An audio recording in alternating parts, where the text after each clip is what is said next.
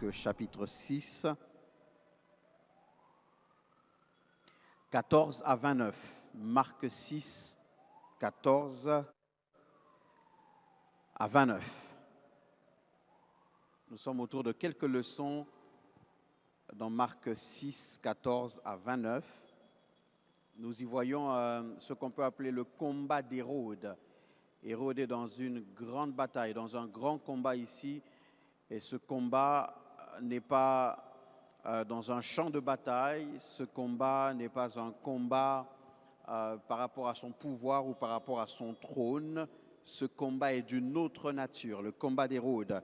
Quelques leçons dans Marc chapitre 6, 14 à 29. Le roi Hérode entendit parler de Jésus, dont le nom était devenu célèbre. Et il dit, Jean-Baptiste est ressuscité des morts. Et c'est pour cela qu'il se fait par lui des miracles. D'autres disaient, c'est Élie. Et d'autres disaient, c'est un prophète comme l'un des prophètes. Mais Hérode, en apprenant cela, disait, Jean que j'ai fait décapiter, c'est lui qui est ressuscité. Car Hérode lui-même avait fait arrêter Jean et l'avait fait lier en prison à cause d'Hérodias, femme de Philippe son frère, parce qu'il l'avait épousée. Et que Jean lui disait, il ne t'est pas permis d'avoir la femme de ton frère. Dias était irritée contre Jean et voulait le faire mourir. Mais elle ne le pouvait, car Hérode craignait Jean, le connaissant pour un homme juste et saint. Il le protégeait et après l'avoir entendu, il était souvent perplexe et l'écoutait avec plaisir. Cependant, un jour propice arriva lorsque Hérode, à l'anniversaire de sa naissance, donna un festin assez grand aux chefs militaires et aux principaux de la Galilée. La fille d'Hérodias entra dans la salle, elle dansa et plut à Hérode et à ses convives. Le roi dit à la jeune fille, « Demande-moi ce que tu voudras et je te le donnerai. » Il ajouta avec serment, « Ce que tu me demanderas, je te le donnerai, fût-ce la moitié de mon royaume. » Étant sortie, elle dit à sa mère, « Que demanderai-je » Et sa mère répondit, « La tête de Jean-Baptiste. » Le roi fut attristé, mais à cause de ses serments et des convives, il ne voulut pas lui faire un refus. Il envoya sur le champ un garde avec ordre d'apporter la tête de Jean-Baptiste. Le garde alla décapiter Jean dans la prison et apporta la tête sur un plat. Il la donna à la jeune fille et la jeune fille la donna à sa mère. Les disciples de Jean, ayant appris cela, vinrent prendre son corps et le mirent dans un sépulcre. Le mercredi passé, ou 2 mercredis en arrière, mercredi 8 juillet, nous avons commencé à voir quelque chose qui se passe dans la vie de Hérode.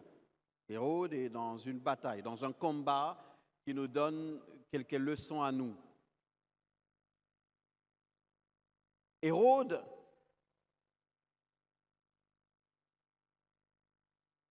est une autorité publique qui a, on va dire, des accointances ou qui a une relation, qui a de l'affection pour un prophète. Il a de l'affection pour le prophète Jean. Il l'aime, le texte est clair, le texte le dit. Il le considère. Mais Hérode est dans une vie compliquée. Il a pris la femme de son frère Philippe et Jean lui apporte la parole selon laquelle il ne lui est pas permis de procéder ainsi. Et Hérodias, la femme qui est concernée, puisque c'est d'elle qu'il s'agit, exerce une certaine pression sur Hérode, son nouvel époux. Hérode est sous pression de son épouse, et sous cette pression, il faudrait qu'il agisse. Mais il ne peut agir puisque selon ce que Marc nous présente, il sait que Jean est juste. Il sait que Jean est saint. Il reconnaît la personne de Jean. Et donc Hérode est une personne dont la conscience fonctionne à un certain niveau. Il sait que Jean est juste, Jean est saint. Donc ce que Jean lui demande n'est pas en dehors de la justice. Ce que Jean lui demande est juste puisque Jean est juste. Hérode le sait. Et Hérode est dans un moment où il est partagé dans son cœur. Nous avons commencé à nous rendre compte, nous avions dit la première chose, c'est qu'une conscience, une personne ou une conscience peut reconnaître la vérité sans s'y soumettre. On n'agit pas contre la vérité simplement parce qu'on ne connaît pas la vérité. Non, on peut connaître la vérité et décider d'agir de manière contraire à ce que l'on sait être bien. L'homme a cette capacité, l'homme a cette faculté. C'est faux de croire que les hommes font le mal uniquement parce que le bien n'a pas été présenté. Nous avions vu ça longuement le mercredi 8. L'homme peut voir le bien en face de lui et faire le mal. Les humains peuvent avoir un bon exemple en face et choisir de faire tout le contraire. Et Hérode est dans cette situation. Hérode sait ce qu'il doit faire, mais Hérode fait tout le contraire. Nous nous sommes rendus compte que la conscience fonctionne. Cette alarme que Dieu a placée dans l'humain fonctionne. Et que même après la chute, Dieu a permis à ce que cette alarme fonctionne. Elle fonctionne jusqu'à un certain niveau dans l'humain. La conscience nous permet de savoir quand un acte est bon ou pas. Jusqu'à un certain niveau, la conscience fonctionne dans l'humain. Nous avons même donné une illustration dans la société lorsque il y a un voleur dans les quartiers. Il n'y a pas que ceux qui se tiennent d'une certaine manière dans la vie. Il n'y a pas que ceux qui sont purs qui sortent pour l'interpeller. Même ceux qui ont des problèmes moraux sortent vers le voleur. Parce que même si il y a des problèmes dans leur vie, des problèmes de conduite du même genre ou différents, dans cet aspect de choses, leur conscience leur permet de savoir ce qui est bien ou pas. Et même le voleur lui-même qui est concerné, dans sa conscience, il sait que ce qu'il fait n'est pas bien. C'est comme ça qu'il attendra quand on sera distrait, il attendra quand tout le monde sera endormi. C'est comme ça qu'après avoir opéré, il s'enfuit parce qu'il sait que ce n'est pas bien. Il y en a même qui vont jusqu'à avoir des gris-gris et tout ça pour être invisible parce qu'il sait que s'il est visible, si on l'attrapait, il sera puni. Sa conscience fonctionne. Il sait que ce n'est pas bien, mais il fait quand même ce qui n'est pas bien. Donc le danger ici n'est pas que d'ignorer la vérité, mais quelquefois, un peu comme Hérode, c'est de devenir un habitué de la vérité sans laisser cette vérité nous transformer.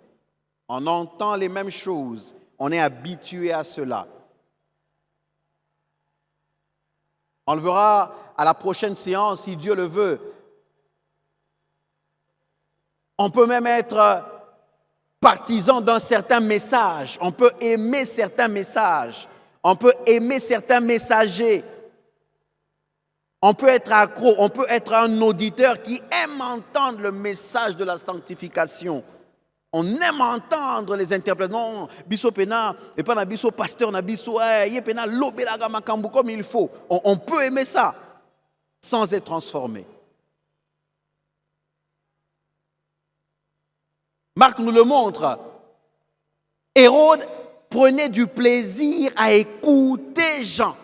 Ce que Jean disait, quand il entendait ce prédicateur, il aimait le prédicateur Jean.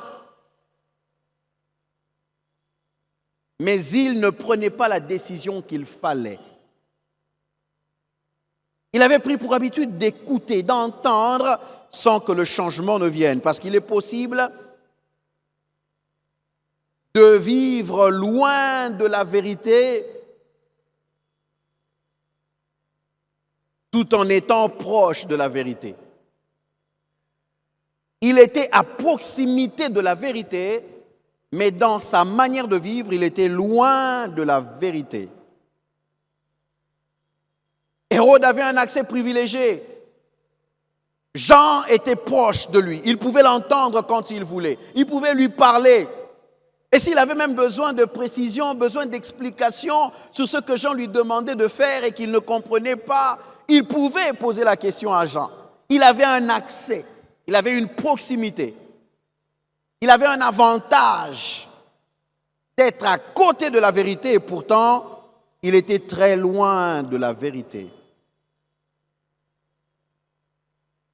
Jean pouvait constater le courage, Hérode pouvait constater le courage de Jean, il pouvait apprécier sa sainteté, mais il n'avait pas été transformé par cette proximité. Alors nous nous sommes encouragés à ne pas être simplement des frères et des sœurs qui fréquentent l'église, qui aimons ce qui est prêché, qui avons des prédicateurs préférés, qui avons des prédicateurs favoris, qui avons des prédications que nous aimons, une prédication qui nous est restée dans la tête, une prédication qu'on n'oubliera jamais.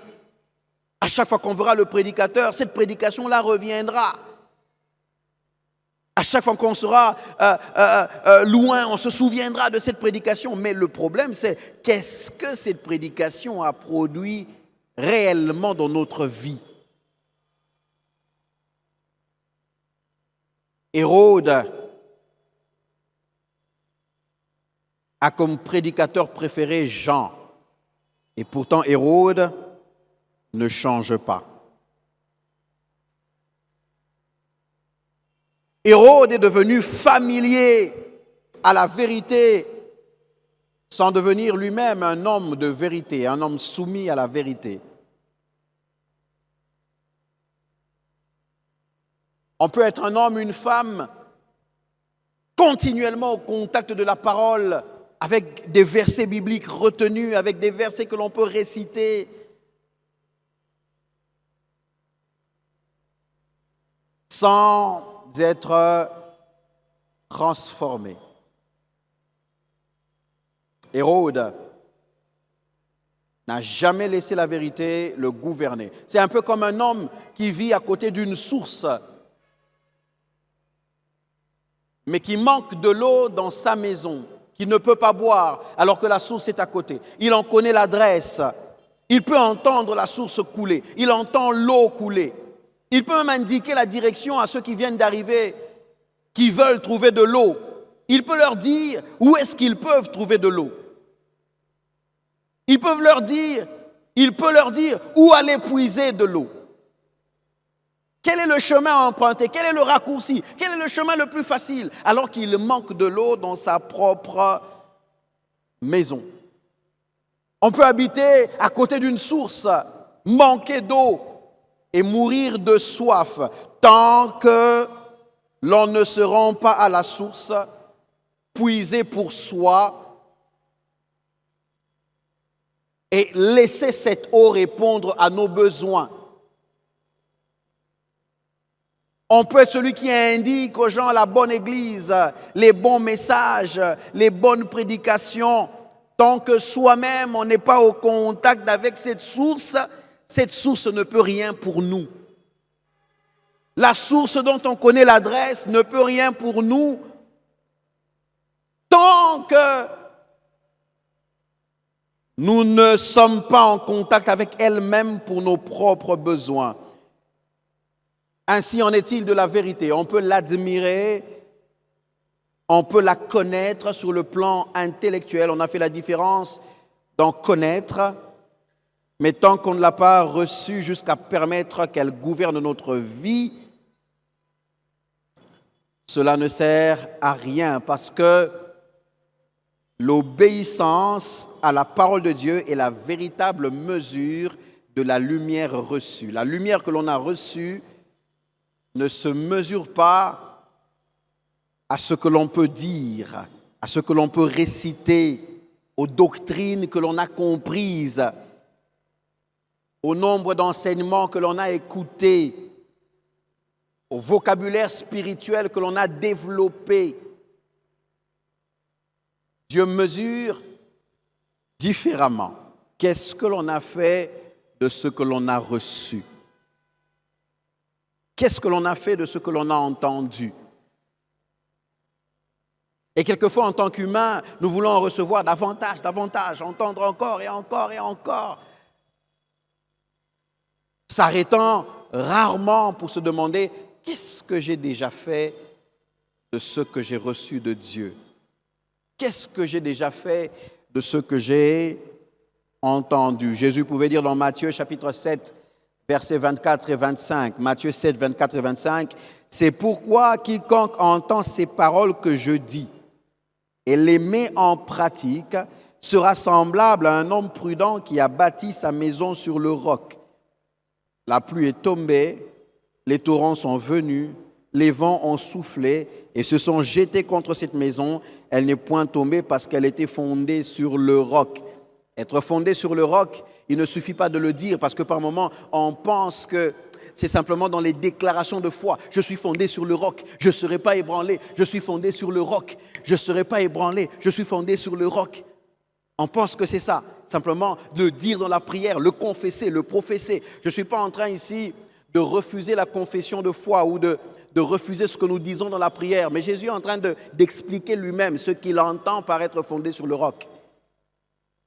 Jésus est en train de dire que celui qui est fondé sur le roc, selon l'exemple qu'il produit, c'est celui qui, après avoir entendu, a mis en pratique. Ça veut dire que quand on a reçu la vérité, quand on a entendu la vérité, quand on a été exposé à la vérité que l'on n'a pas reçue, que l'on n'a pas acceptée, que l'on n'a pas laissé nous gouverner, que l'on n'a pas mise en pratique, on peut déclarer être fondé sur le roc, on ne l'est pas. Il ne suffit pas de dire, il ne suffit pas. Vous savez, par moments, on a une foi, on a une compréhension spirituelle qui aime les raccourcis. Là où Jésus donne une formule, une méthode, nous, on ne veut pas passer par là. Recevoir la parole, mettre en pratique, tout ça, c'est trop long. Je préfère déclarer dans la foi. Je suis fondé sur le roc. Et on a l'impression que, puisqu'on l'a dit en transpirant, on est fondé sur le roc. Alors que non. Jésus donne une formule simple. Il dit, celui qui entend et qui met en pratique. Il ne suffit pas de dire.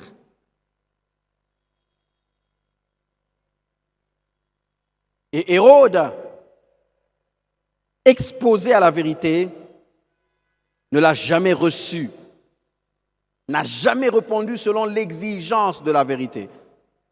Il ne t'est point permis de prendre la femme de ton frère. Hérode savait ce qu'il fallait faire, mais il ne l'avait jamais fait. Cette parole n'avait jamais produit de décision de la part d'Hérode.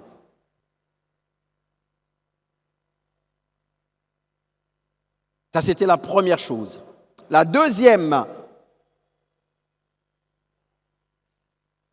que nous commençons ce soir, c'est que la vérité qui n'est pas accueillie finit par devenir un témoignage contre nous-mêmes. La vérité qui n'est pas reçue, qui n'est pas acceptée, la vérité que l'on n'accepte pas pour la mettre en pratique, finit par devenir un témoignage contre nous-mêmes. Et c'est ce que l'on voit comme leçon dans cette bataille, dans ce combat d'Hérode.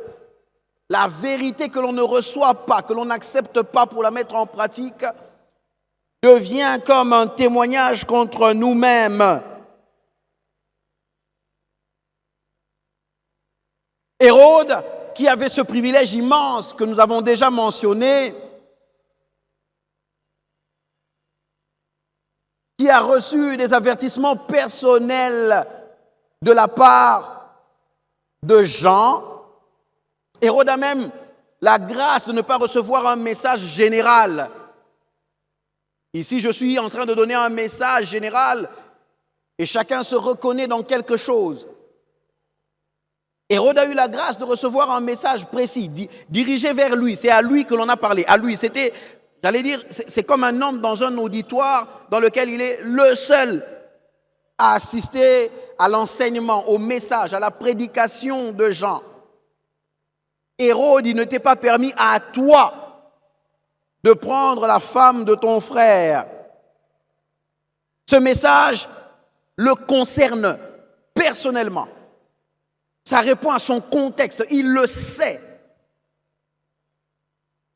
C'est à lui que l'on s'adresse. Il n'a pas quelqu'un qui peut regarder à côté pour dire c'est lui qu'on appelle ou c'est à lui que l'on parle. Il sait que c'est lui.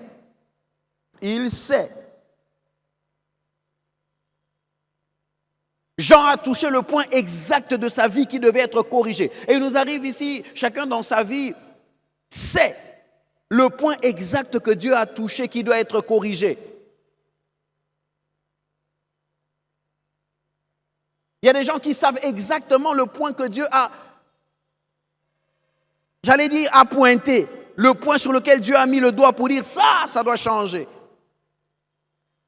Il le savait. Donc Hérode ne pourra jamais dire je ne sais pas. C'est ça le problème avec la vérité. Quand la vérité est déjà arrivée vers vous, vous ne pourriez jamais dire je ne sais pas.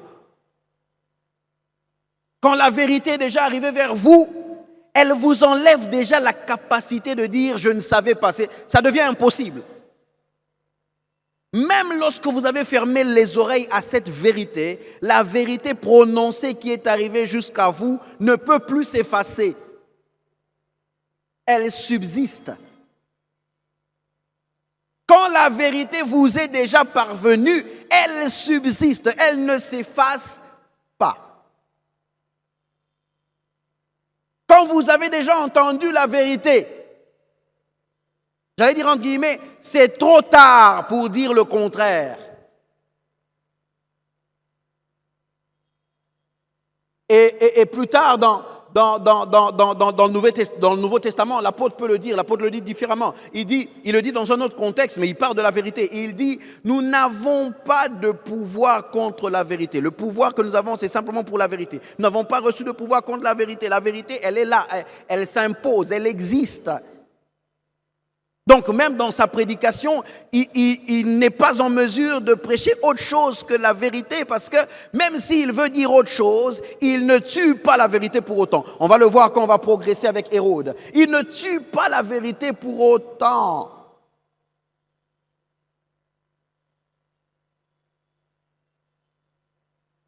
Le drame dans la vie d'Hérode ne vient pas du manque de vérité mais de son refus. Ainsi donc, le premier principe dans ce deuxième point, le premier principe, c'est que plus la lumière est grande, plus la responsabilité devient grande. Dans ce point que nous avons formulé comme suit, la vérité qui n'est pas accueillie finit par devenir un témoignage contre nous. Il y a ce premier principe, plus la lumière est grande, plus la responsabilité devient grande.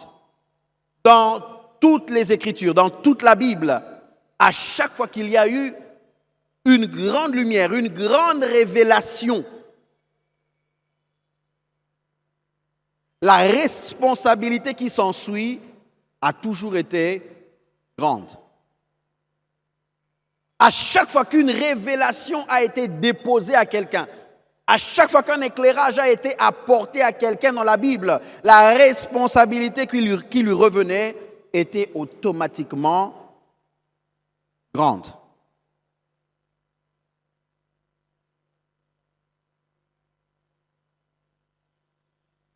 Nous allons voir dans plusieurs écritures, de façon générale, dans la Bible, Lorsque Dieu a interagi avec les hommes, il tient compte de ce qu'ils savaient, de ce que ces hommes savaient. Dieu tient compte de ce qu'ils avaient reçu. Dieu tient compte même des occasions qui leur avaient été accordées.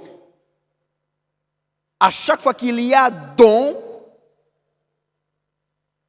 la responsabilité face au don est toujours grande. Et c'est un principe général, pas simplement pour la connaissance de la vérité, un principe général. À chaque fois qu'il y a don, à chaque fois qu'il y a grâce, la responsabilité par rapport à la grâce, par rapport au don, par rapport même à la bénédiction est toujours grande. Vous attendez que Dieu vous bénisse. Quelle est la forme de cette bénédiction de Dieu que vous attendez? Quel est son format? Quelle est sa manifestation? Sachez que cela s'accompagnera toujours d'une responsabilité. J'aime un personnage dans la Bible, Manoah il s'appelle. J'aime Manoah parce que sa femme reçoit une visitation angélique. Manoah n'est pas là, Manoah demande, il fait une prière que l'ange qui était apparu revienne.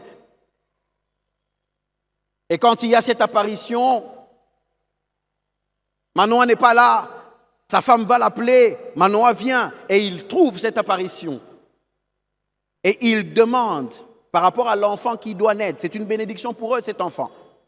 Et cet enfant, Samson, sera une bénédiction pour la famille de Manoah qui a besoin d'un enfant, mais aussi pour la nation d'Israël qui a besoin d'un juge, qui a besoin d'un sauveur, on va le dire comme ça entre guillemets.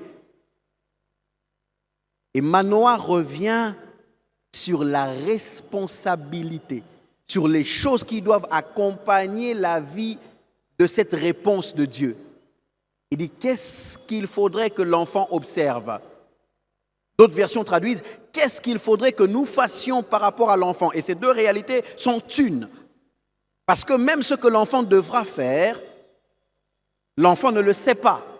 C'est en fonction de ce que les parents sauront sur l'enfant qu'ils pourront transmettre à l'enfant ce que l'ange a demandé que l'enfant fasse. Donc, les parents sont concernés par la vie de cet enfant. Manoah veut savoir quelle est la responsabilité que nous avons par rapport à la vie de cet enfant. Qu'est-ce que ça demandera? Qu'est-ce que nous devrions faire? Nous devrions, dans notre mentalité, commencer à refuser le mensonge d'attendre la bénédiction et de penser que la bénédiction pour la bénédiction suffit. Derrière chaque bénédiction, il y a une responsabilité. Derrière les grâces, il y a une responsabilité. Il y en a ici qui veulent la grâce, une grâce de commencer à voir dans l'invisible, de prophétiser, de donner les noms des gens. Il y a une responsabilité derrière. Quelle est la grâce que vous attendez? Il y a une responsabilité derrière. J'ai aimé le message que le berger Jurès a donné il y a, je crois, 2-3 Bunda 21 passés. Je crois que ça devait être en 2021 ou 2022 au centenaire, un matin au centenaire. Il était en train de parler, il donnait un exemple, une illustration. Il disait, aujourd'hui, par exemple, vous voulez qu'on vous donne un véhicule. Vous avez une marque de véhicule que vous voulez. Il a parlé d'une grosse voiture, un gros véhicule V8. Il dit, c'est bien, on peut vous l'offrir. On peut vous donner ce véhicule. Mais après ce don, la responsabilité devient la vôtre. Quand ce véhicule est encore chez le concessionnaire là-bas, mais lorsqu'il arrive chez vous, son carburant devient votre responsabilité. C'est joli, c'est très bien. Le jour où on vous donne la clé, tout le monde est content, on filme, on poste sur les statuts. Les gens sont là, les gens fêtent. On ouvre des boissons, on est content. Mais après cette joie-là, il y a la responsabilité qui accompagne ce cadeau reçu. Il faudrait demain maintenant s'arrêter à la station essence. C'est là que vous commencez à comprendre qu'il y a des véhicules qui ne peuvent pas rouler avec 5 litres de carburant. On m'a offert un véhicule il y a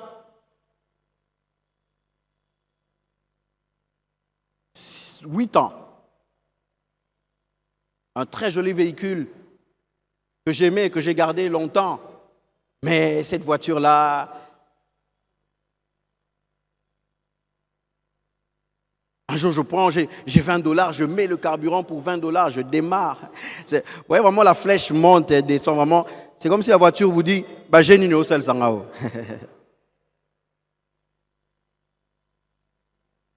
Et puis après l'avoir gardé pendant un moment, le véhicule m'a beaucoup aidé, tout ça. Et puis après, je l'ai libéré, je l'ai vendu. J'ai acheté un véhicule après ça. Juste après mon mariage, on venait d'avoir notre premier enfant. J'ai acheté un véhicule. Non, mais ce véhicule m'a donné une paix terrible. C'est-à-dire que, vraiment, tu vois un véhicule qui n'a pas l'impression qu'il est le rival de qui que ce soit dans la maison, ni le rival de ta femme, ni le rival de tes enfants. C'est-à-dire que tu as $5, tu mets, tu conduis. Tu as $10. Vraiment, donc je ne m'inquiétais plus. Donc, Otali, ça ne va pas. Otali, pena, ça va, tout, comment? Vous savez, parce que par moment, la flèche, là, il faut regarder, ça dépend de l'angle. Là. Donc,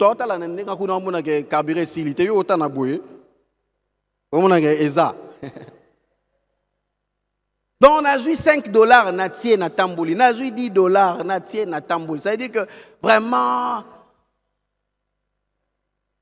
là tu comprends que c'est bien de célébrer les dons. Mais derrière les dons, il y a une responsabilité. Je suis en train de prier ce soir pour quelqu'un qui attend une visitation de Dieu, qui attend des bénédictions, qui attend des grâces, que Dieu te donne ces choses, mais que Dieu t'enseigne aussi toutes les responsabilités qui viennent avec les grâces et les dons. Amen. C'est-à-dire, vous pouvez prendre n'importe quel exemple que vous voulez, que même si on dit mariage, vous voulez que Dieu vous donne une femme, que Dieu vous donne un homme. Responsabilité à Moune Nezana Simawana. Parce que finalement, vous entrez dans le mariage avec quelqu'un. Vous avez la responsabilité de la personne. Vous devez vous soucier pour la personne, vous devez remarquer ce qui ne va pas, vous devez échanger, vous devez. Et dans les deux sens, l'homme pour la femme pour l'homme. Grosse responsabilité.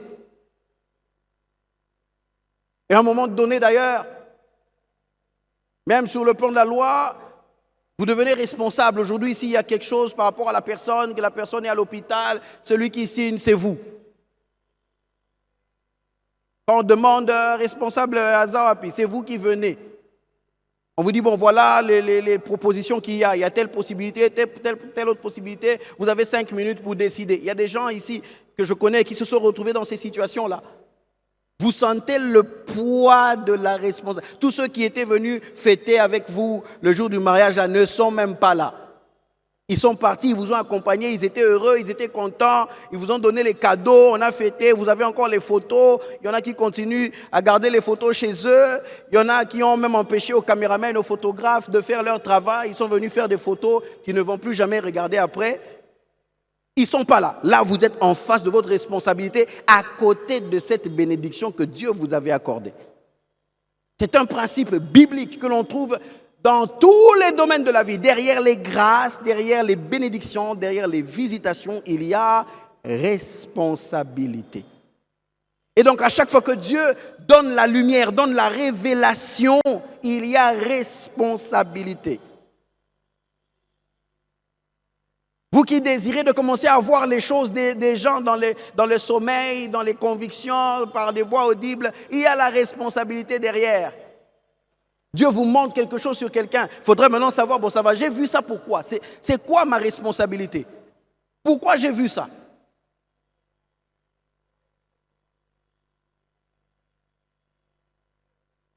Vous risquez de rejeter, à force de vivre avec le don, vous risquez de commencer à haïr le don à cause de la responsabilité qui vient derrière. Qu'est-ce que je fais? Pourquoi Dieu m'a montré telle ou telle autre chose? Quelle est ma responsabilité? Qu'est-ce que je dois faire? Qu'est-ce que je dois poser comme action?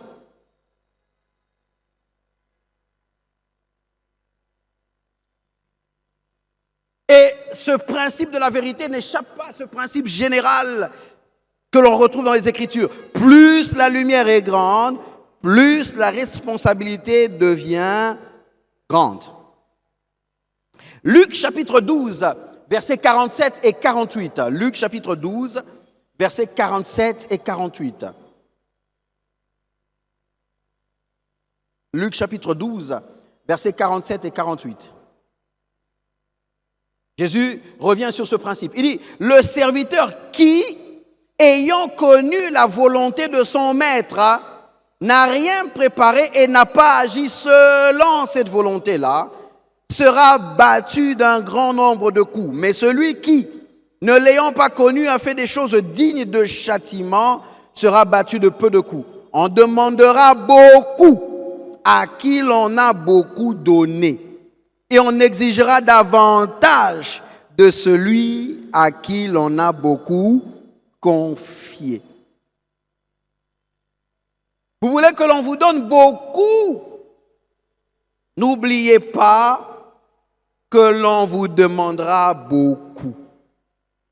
Vous voudrez qu'on vous confie beaucoup? N'oubliez pas qu'on vous exigera davantage. Précision, le texte ici n'est pas en train de dire que l'ignorance rend innocent, parce que même celui qui ne savait pas en dit, bon, il aura aussi ses coups. Ça sera peu, mais il en aura quand même. Mais celui qui avait connu la vérité, qui avait connu la volonté de son maître, mais qui ne l'a pas fait, la connaissance augmente la responsabilité.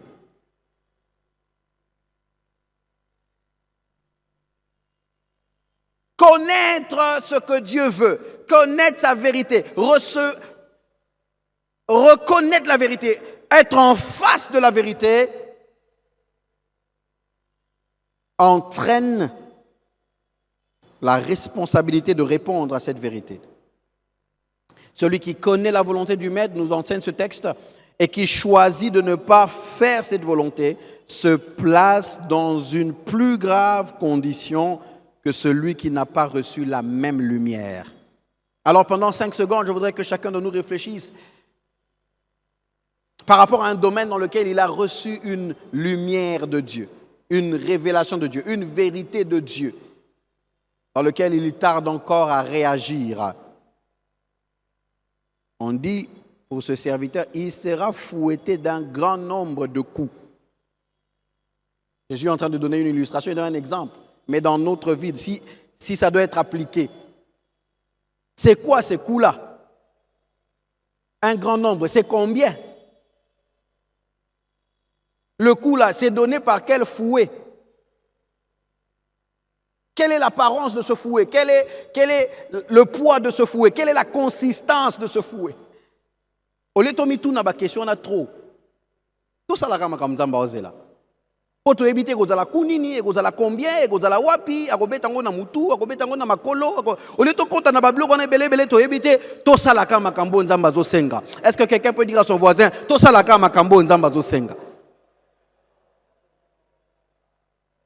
Puisque tu sais déjà ce que Dieu attend, réponds seulement à ce que Dieu attend de toi. S'il faudrait que tu changes, change. Hérode est un homme qui a beaucoup reçu. Il a tout un prophète pour lui. Tout un prophète. Là où quand Jean Et en retrait, les gens accourent de partout pour venir vers lui. Hérode a la possibilité d'avoir Jean pour lui seul. On lui a beaucoup donné.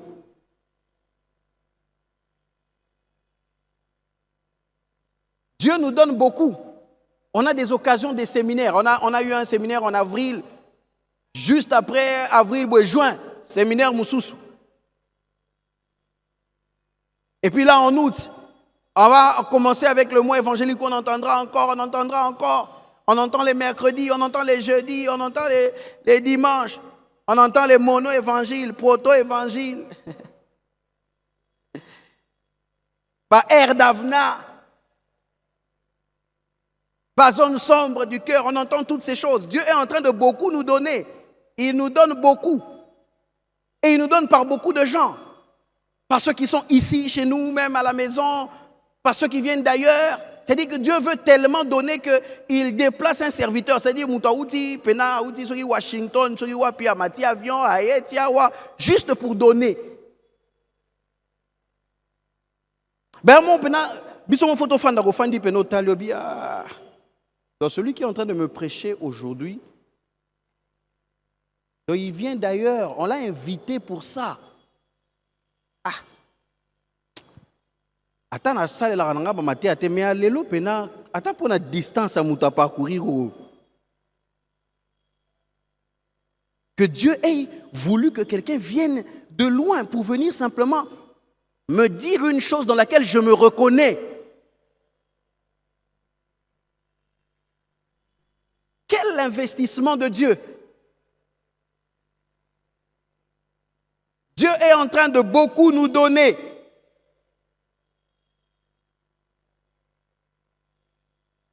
Et plus Dieu parle, plus il attend de nous une réponse.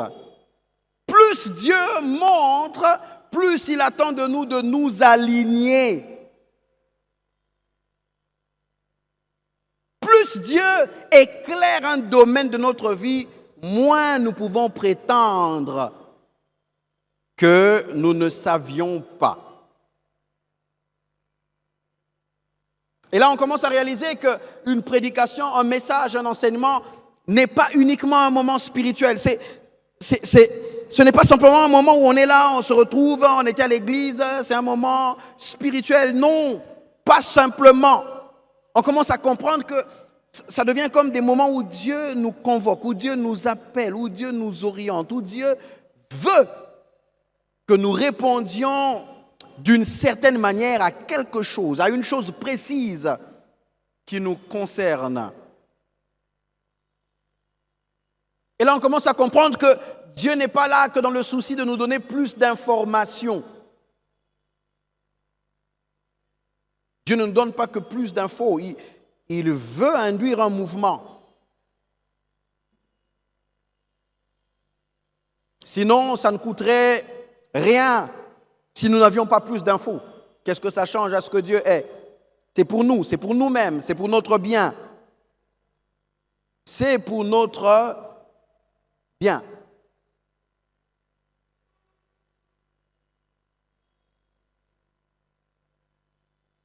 C'est comme quand on est dans une pièce sans lumière. Quand on entre dans une pièce que l'on connaît, sans lumière, la plupart d'entre nous, la première des choses que nous faisons, c'est de placer la main vers l'interrupteur. Parce que c'est à l'aide de la lumière qui arrive que l'on peut se rendre compte du dispositif qu'il y a dans la pièce, dans la salle. On peut savoir où est-ce qu'on met le pied. Donc quand on allume, lorsqu'une salle est éclairée et que l'on trébuche quand même malgré la lumière qui nous montre tous les obstacles, on ne saurait blâmer l'ampoule. On ne saurait blâmer la snelle. Parce que la lampe s'est allumée, la lumière est venue dans la pièce. Quand on trébuche malgré la lumière, la faute est de celui qui n'a pas prêté attention à là où il plaçait son pas. Et je prie pour quelqu'un ce soir, afin qu'avec toute la lumière que Dieu vous a déjà envoyée, vous sachiez où placer votre pas. Parce que la lumière vient nous aider à rendre nos pas conscients, à savoir où nous allons, à voir la direction que nous prenons. Deuxième principe dans ce deuxième point. Après ce principe qui nous dit que plus la lumière est grande, plus la responsabilité devient grande. Deuxième principe, une conviction qui ne conduit pas à l'obéissance peut devenir une habitude dangereuse. Une conviction qui ne conduit pas à l'obéissance peut devenir une habitude dangereuse.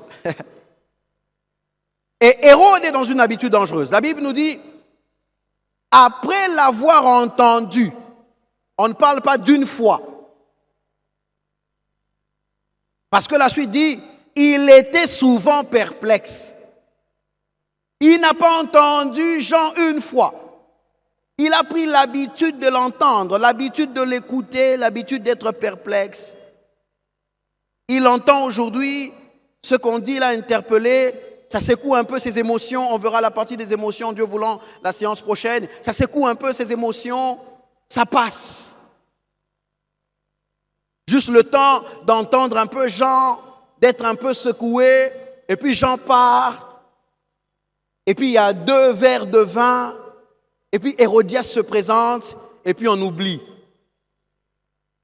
Jusqu'à ce qu'on entende encore Jean la semaine prochaine. Il écoute encore Jean. Il est encore perplexe. Il est encore un peu secoué. Et puis il y a un verre de vin. Et puis Hérodias se présente. Et puis il oublie. Et puis il revient encore. Habitude. Sa conscience l'interpelle parce que sa conscience n'est pas morte. Il est troublé quand il écoute Jean. Quand il écoute Jean, Hérode sent le poids du message de Jean. Hérode peut percevoir vraiment comment je peux appeler ça, le conflit qu'il y a entre la parole du prophète, donc la parole de Dieu, et sa propre conduite. Il peut percevoir l'écart qu'il y a entre les deux choses. Mais Hérode reste dans le même état. Il écoute, il est bouleversé, puis il retourne à sa vie. Et puis il est de nouveau perplexe, il est de nouveau bouleversé, puis il retourne à sa vie. Ainsi de suite. La conviction revient, la routine revient après. L'obéissance qu'il devait manifester, je peux prendre le risque de le dire, c'est comme si il la reporte toujours. Il va essayer de le faire prochainement. Il va essayer de le faire prochainement. Finalement, il est habitué à être repris, à être repris sans changer. Ça me rappelle un peu ma grand-mère. À un moment donné, j'habitais chez les grands-parents et j'avais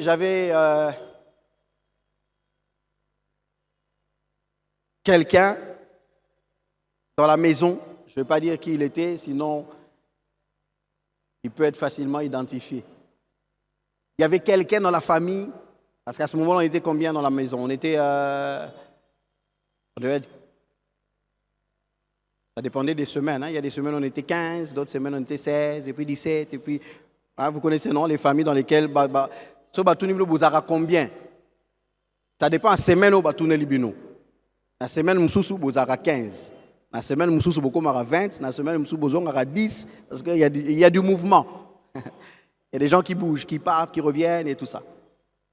Alors, il y avait quelqu'un parmi toutes ces personnes-là. Il y avait une personne qui était connue pour les forfaits. C'est-à-dire, Yepena, donc, Kolobambeba. Toujours dans des choses, toujours dans les forfaits. Et ma grand-mère, lui parlait toujours. Elle répétait, elle revenait encore, elle le conscientisait, elle revenait sur la personne, encore conscientiser.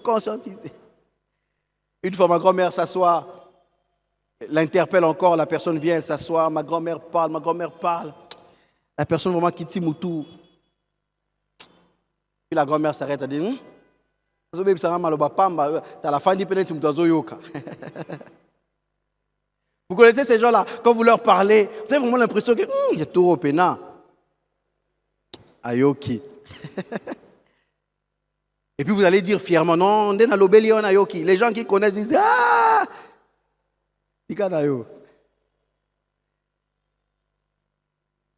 Hérode était comme ça. Quand il écoute vraiment, pensez vraiment que, ah non, ce type, cette fois-ci, dès qu'il sort d'ici,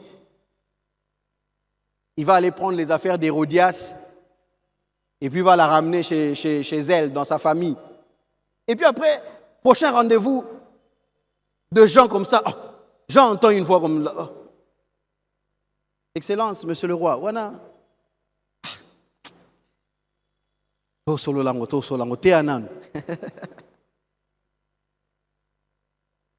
Il est habitué. La conviction qu'il reçoit ne produit rien et ça devient une habitude. Mais cette habitude-là est dangereuse.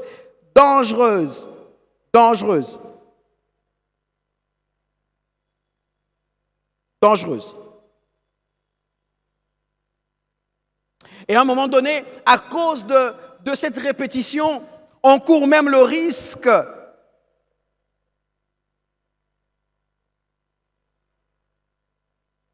de voir cette conviction perdre le pouvoir de pousser à la décision. Pas parce que nécessairement Dieu ne parle plus, non, mais quelquefois parce que l'homme est tellement habitué à ne plus répondre que certaines choses ne lui disent plus la même chose. Je voudrais qu'on puisse voir ça un peu dans la Bible, dans Exode chapitre 9. Exode chapitre 9.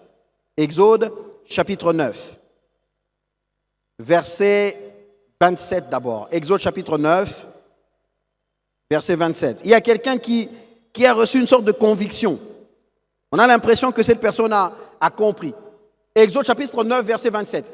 Pharaon fit appeler Moïse et Aaron et leur dit, cette fois, maintenant là, j'ai péché.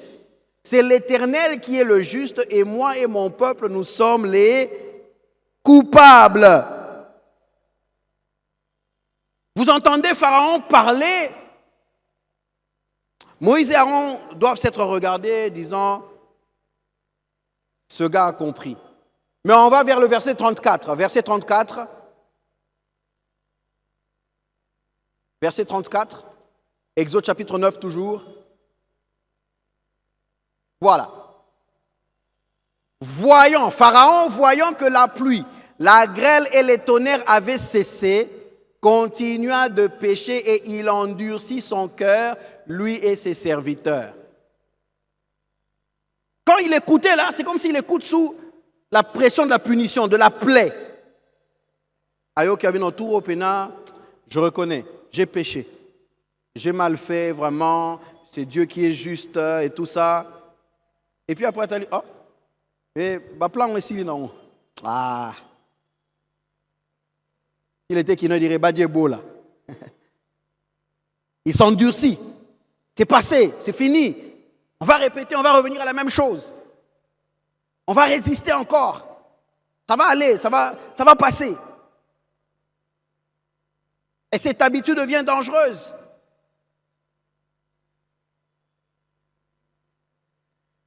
Parce qu'à un moment donné, vraiment maintenant, l'endurcissement du cœur de la part de Dieu arrive.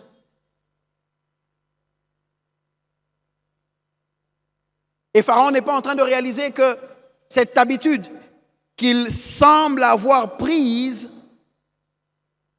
est en train de l'emmener vers des plaies plus grandes, vers un piège plus grand, est en train de le conduire vers une punition plus forte, vers quelque chose qui le fera regretter son œuvre. Pharaon a reconnu Le Pharaon a même confessé, mais il n'a pas changé. La repentance ne s'arrête pas à la confession que l'on fait d'un mal. La repentance, se repentir veut dire changer de direction. Se repentir veut dire on allait à droite,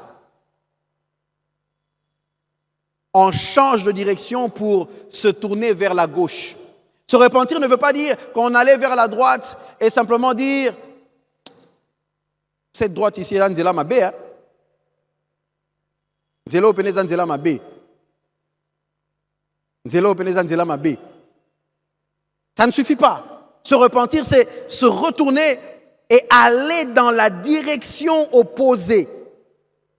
Dire que le chemin est mauvais alors qu'on continue d'y marcher ne change rien du tout.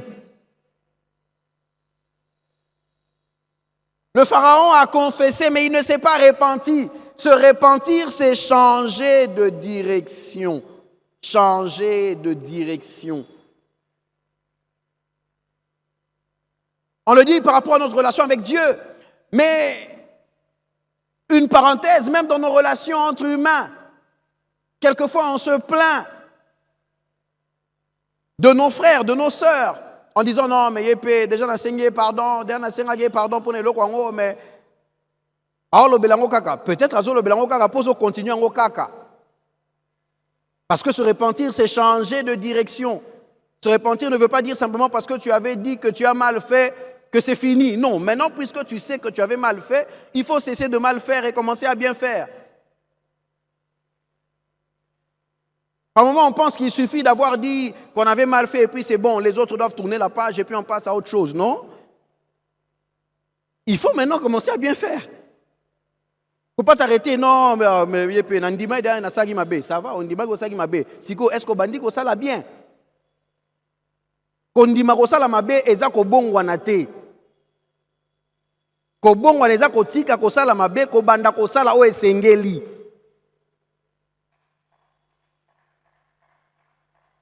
Et on se plaint des gens, on se plaint des frères, des sœurs, des nini, ah non, banda senga qui est pardon, banda senga qui est pardon. Mais est-ce que au changer, est-ce qu'aux autres là qui s'attaquent,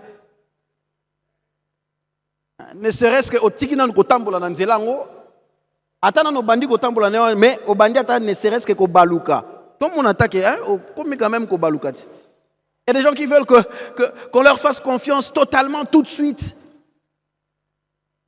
Qu'on oublie tout de suite tous les dégâts. Alors qu'il n'y a même pas de volte-face.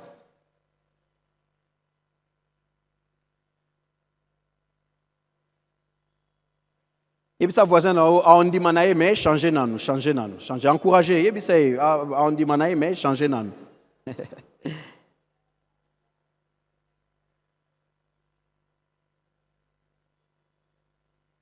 Et nous sommes souvent dans ce piège, le piège d'Hérode et le piège de Pharaon aussi, de reconnaître momentanément les torts.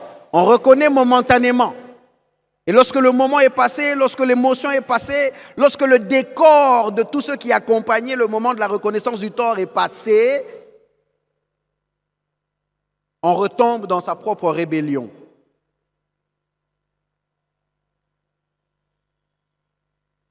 Il y avait dans mon quartier, dans la cité où j'ai grandi, pour un bon moment de ma vie, une jeune fille qui était connue pour être assez volage comme ça. Pas très rangée dans sa conduite. Et puis un jour dans le quartier, on apprend que un homme est décédé. Et cet homme était décédé d'une maladie transmissible sexuellement. Et puis bon, peut-être dans les réseaux sociaux, et tout, quand les agis, non, liste, mon bimi kuna. Liste à ton quartier bimi, oh, que tu as la liste. Puis tu as la liste dans EPST, il y a des résultats examen d'état, mais la liste, on soupe zalaka. Que tu as la liste.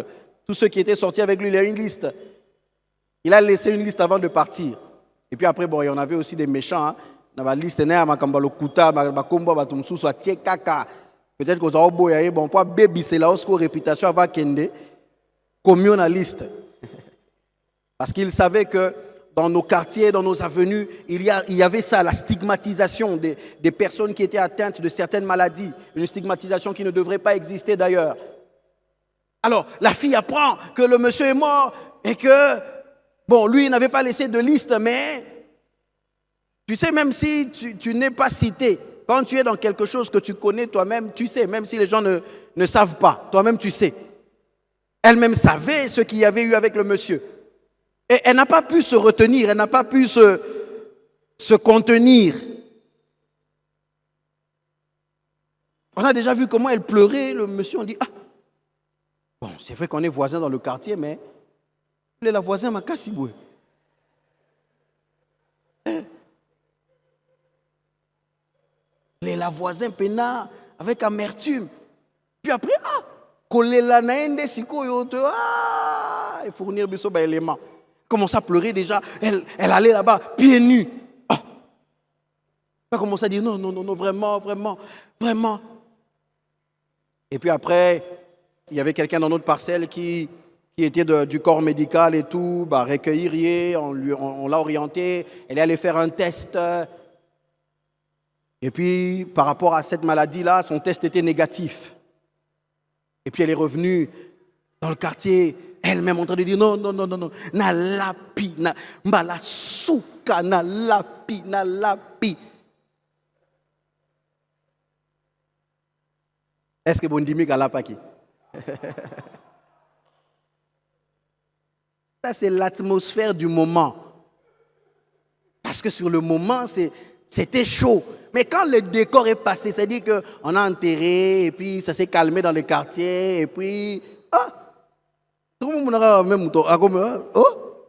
le même mouvement continue ici. Parce que par moments, on a des repentances qui ne sont pas des repentances, c'est des confessions momentanées. C'est la pression du moment. La pression du moment. Il y a des gens ici qui ont promis à Dieu des choses. C'est-à-dire que, à ça, les tests à grossesse. Ils commencent à promettre à Dieu, Seigneur, si c'est négatif, je te promets, plus jamais, Seigneur, que ça sorte seulement négatif, plus jamais. Bimi Boué, négatif. Ouf, Nabiki. Un mois, est belé. Plus jamais, Azongisu n'a plus, alors on lit jamais. Atigali n'a plus. Des choses momentanées. On fait un truc au bureau là-bas, les auditeurs arrivent. On commence à demander la prière. Par moment, on va chez les intercesseurs, chez les pasteurs. J'ai une situation là au boulot. Situation au nini. J'ai une situation au boulot. Que Dieu étende sa main. Que Dieu mette sa main là où lui il avait mis sa main avant. Que Dieu étende sa main. Que Dieu touche les cœurs. Il touche les cœurs de qui? Qui touche les cœurs? Il y a des gens qui sont venus au but. Que Dieu touche leur cœur.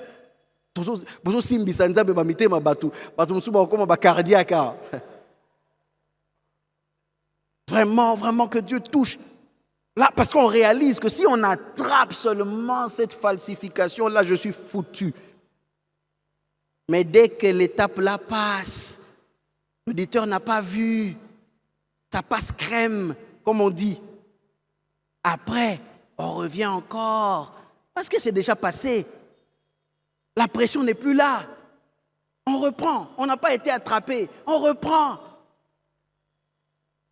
Je suis en train de prier ce soir que Dieu réveille la conscience de quelqu'un afin qu'on quitte les confessions momentanées, là, les choses momentanées, les changements momentanés, que l'on quitte ça.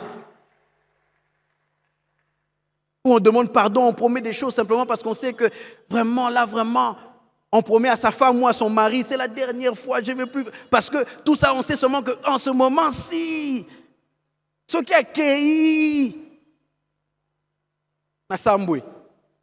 on a besoin de retenir pour un moment. Mais dès que ça passe, c'est fini, on reprend. C'est comme ça que ça se passe dans la vie d'Hérode. Et c'est comme ça, malheureusement, que ça s'est déjà passé dans la vie de notre roi avant lui, Pharaon, roi d'Égypte. confession momentanée, sans changement réel. Et ça devient une habitude, mais une habitude dangereuse. Une habitude dangereuse. Il y a un homme qui s'est retrouvé dans cette habitude dangereuse. Samson, il s'appelle. Il dit quelque chose de terrible. Quand Delilah lui dit, Samson, les Philistins sont sur toi. Quand il se réveille, il dit, je m'en tirerai comme les autres fois. Je m'en tirerai comme les fois passées. Je sais comment ça fonctionne. Et puis après, je m'en sors. Ça me ramène un peu à ce que le pasteur nous a enseigné ici pendant le merveilleux séminaire que nous venions d'avoir.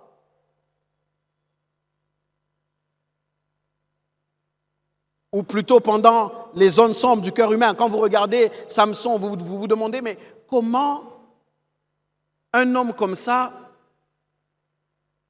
n'a même pas réalisé qu'à chaque fois qu'il tendait un piège aux Philistins par Delilah, en leur donnant une fausse piste, ce qu'il disait qu'on devait lui faire pour perdre sa force, c'est ce qu'on lui faisait. Abio non so bokanginga balian non perdre force. Ola muki bakangia mon papa. Yo mozo monate que c'est comme si la logique se perd.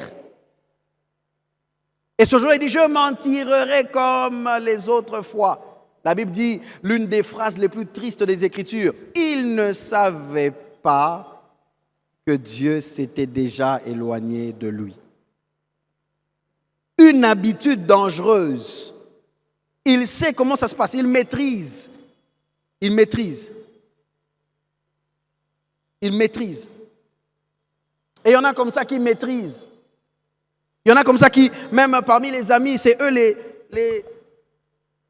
gestionnaires des scandales. C'est-à-dire que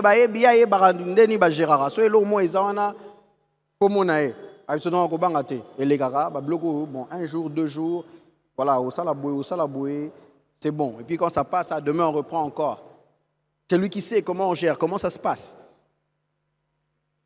On a l'habitude. Et l'habitude que l'on prend, elle est dangereuse. On ne s'en rend pas compte. Il y a une sagesse de chez nous, ici, à Kinshasa, qui le dit. Vous l'avez sûrement déjà entendu. Cette sagesse dit Mpuku akufa likolo ya biloko akozongela. Aleki déjà après dire fromage wana bon on a contextualisé biso mingi to tiela bampuku ba fromage te on est dans ba dessin animé ba Tom et Jerry. Bampuku na biso ezaka pena ba fromage te biso ezaka Thomson etikalaki moi aleki déjà et puis va aller reprendre ce qui était resté là-bas. Parce qu'il a l'habitude de prendre. Mais il ne sait pas que ce jour-là, ce qu'il va aller chercher, c'est ce qui va occasionner sa perte. Je suis en train de prier ce soir que Dieu ait réveillé la conscience de quelqu'un afin de sortir des habitudes dangereuses au nom de Jésus. Je voudrais prier avec quelqu'un ce soir, pendant que nous sommes en train de clôturer, tel que vous êtes assis, peu importe, les yeux fermés, les yeux ouverts, comme vous voulez. Je voudrais que vous puissiez prier le Seigneur. Quelqu'un est en train de parler à Dieu. Je ne sais pas ce que vous lui dites, librement parler à Dieu. Lorsque Jean parlait à Hérode, Hérode était le seul dans l'auditoire et Hérode savait qu'on lui parlait. Nous sommes nombreux ce soir, mais il est possible que vous-même, dans cet auditoire devant Dieu, dans votre esprit, vous ayez eu l'impression d'avoir été seul dans l'auditoire, que Dieu a dit quelque chose de précis à vous. Je voudrais que vous puissiez réagir par rapport à cela. Prie le Seigneur, prie le Seigneur, prie le Seigneur. Dis quelque chose à Dieu. Est-ce que quelqu'un est en train de demander à Dieu de l'aider, de le secourir? Est-ce que quelqu'un est en train de prendre une décision? Je ne sais pas, mais chacun de nous est en train de parler à Dieu ce soir. Est-ce que quelqu'un peut parler à Dieu? Parlons à Dieu, parlons à Dieu, parlons à Dieu, parlons à Dieu. Parlons à Dieu ce soir. Parlons à Dieu ce soir. Parlons à Dieu ce soir. Quelqu'un est en train de prendre des décisions, quelqu'un est en train peut-être simplement de revoir sa vie, de revisiter des domaines de sa vie. Quelqu'un est peut-être en train de revoir des paroles de Dieu, des messages. Peut-être même une prédication que vous aimez beaucoup, qui est votre prédication préférée, une interpellation qui se trouve dedans. Commencez à analyser par rapport à ce message-là. Où est-ce que vous en êtes?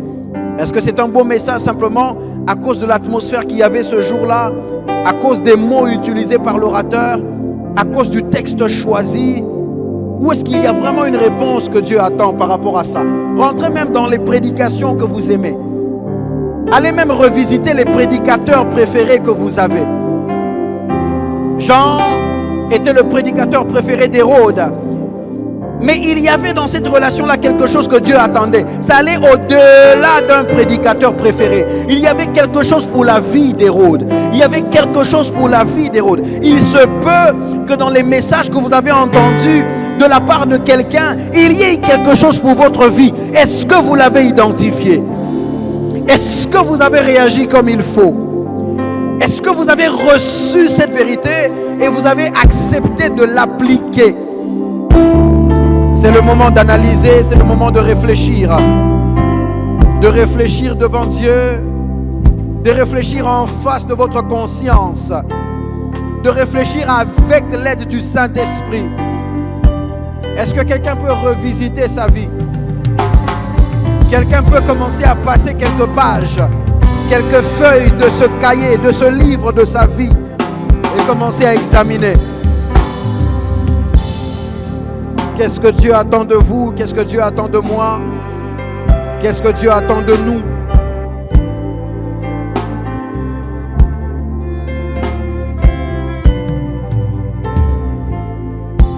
Le changement que Dieu attend de nous, il nous en donne l'occasion toujours. Et ce soir en est une.